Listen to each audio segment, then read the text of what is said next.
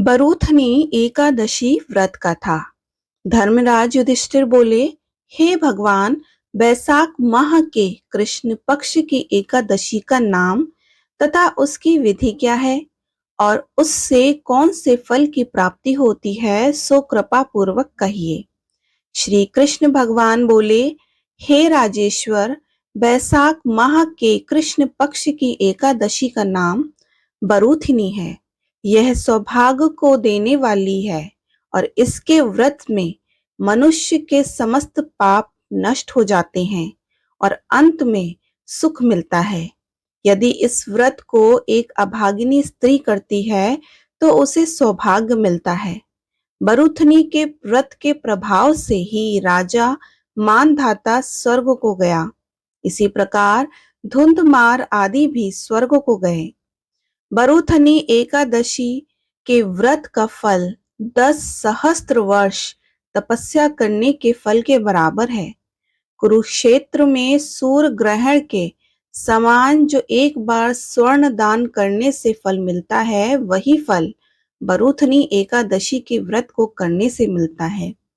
बरूथनी एकादशी के व्रत से मनुष्य इस लोक और परलोक दोनों में सुख प्राप्त करते हैं और अंत में स्वर्ग को जाते हैं। शास्त्रों में कहा गया है कि हाथी का दान घोड़े के दान से और हाथी के दान से भूमि का दान उत्तम है।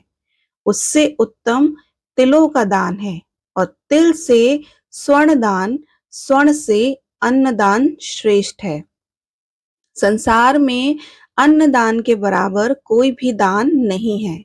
अन्नदान से पितृ देवता मनुष्य आदि सब तृप्त हो जाते हैं। शास्त्रों में कन्यादान इसके बराबर माना गया है। बरूथनी एकादशी व्रत से अन्न तथा कन्यादान का फल मिलता है। जो मनुष्य लाभ के वश में होकर कन्या का धन ले लेते हैं, वे प्रलय के अंत तक नरक में पड़े रहते हैं या उनको अगले जन्म में बिलाव का जन्म ग्रहण करना पड़ता है। जो मनुष्य प्रेम से एवं धन सहित कन्यादान करते हैं, उनके पुण्य को चित्रगुप्त भी लिखने में असमर्थ हो जाते हैं। जो मनुष्य इस बरूथनी एकादशी का व्रत करते हैं, उनको कन्यादान का फल मिलता है। बरूथनी एकादशी का व्रत करने वाले को दशमी के दिन से ये 10 वस्तुओं का त्याग कर देना चाहिए। कांसे के बर्तन में भोजन करना, मांस, मसूर की दाल, चना, कोंदो, शक, शहद, दूसरे का अन्न, दूसरी बार भोजन करना या स्त्री का संग। उस दिन जुआ नहीं खेलना चाहिए तथा शयन नहीं करना चाहिए। उस दिन पान खाना, दातुन करना, दूसरे की निंदा करना तथा चुगली करना और पापियों के साथ बातचीत भी नहीं करना चाहिए।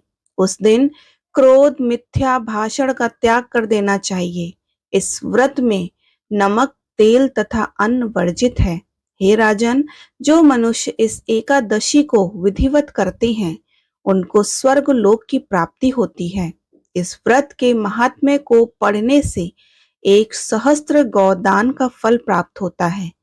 इसका फल गंगा के स्नान करने के फल से भी अधिक है।